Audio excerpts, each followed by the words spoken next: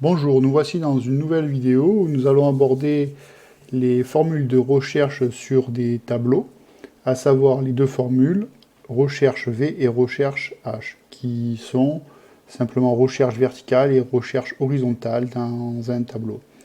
Nous allons procéder dans un premier temps à la recherche verticale. Nous allons donc prendre le cas, par exemple, d'une infraction par un employé où il y a un badge qui a été identifié donc du coup on sait que c'est un employé.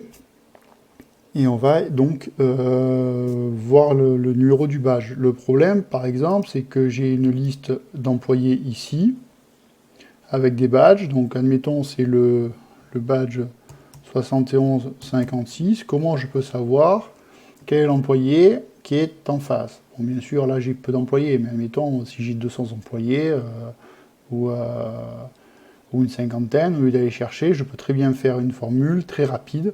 Donc pour ce faire, je vais faire une recherche verticale. Donc je vais taper égale recherche V, parenthèse. Donc je vais figer ma valeur cherchée, à savoir donc ma condition, à savoir donc B10. Je vais donc faire dollar, mais dollar 10. Je vais sélectionner donc mon tableau, ma zone de recherche, en faisant figurer le signe dollar de telle sorte qu'il n'y a pas de variation à l'incrémentation. Et je mets en deuxième colonne, puisque le nom de l'employé va se trouver dans la deuxième colonne de ce tableau. Donc j'ai automatiquement le nom de l'employé qui correspond à son badge. Donc tout fonctionne. Si je veux savoir pour le service, j'ai juste à incrémenter.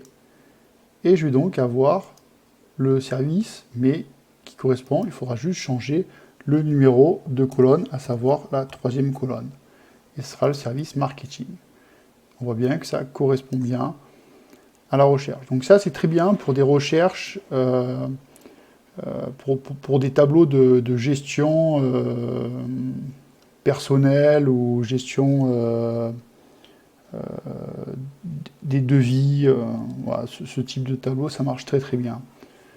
Ensuite, on a la recherche horizontale. La recherche horizontale est plus, on va plus utiliser par exemple lors des inventaires. Alors, comment elle fonctionne? On va tout simplement faire égal recherche H, puisque H de horizontal. On va prendre donc notre condition. Notre condition, par exemple, on va dire qu'on veut savoir le nombre de pneus qu'on a à la fin de notre quatrième exercice. Par exemple, notre quatrième exercice. Donc, on va faire I9, donc c'est les pneus.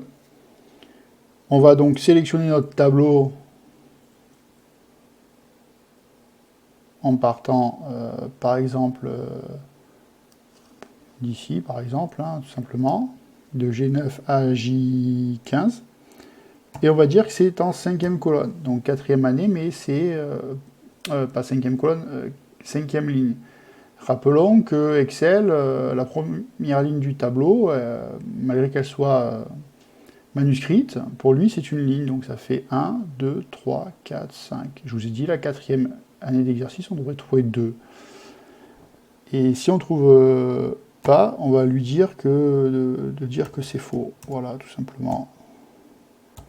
Et là, il nous trouve le chiffre 2.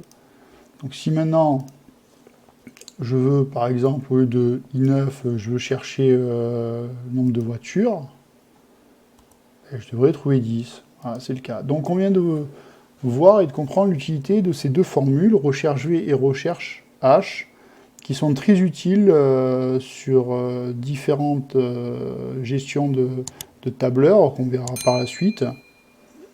J'espère que cette vidéo vous a plu. N'hésitez pas à vous abonner, à liker, ça m'aide au référencement. Et je vous dis à la prochaine vidéo, où nous verrons l'utilité du symbole dollar dans les formules, à savoir le même symbole que j'ai utilisé là pour figer certaines cellules dans les formules pour l'incrémentation.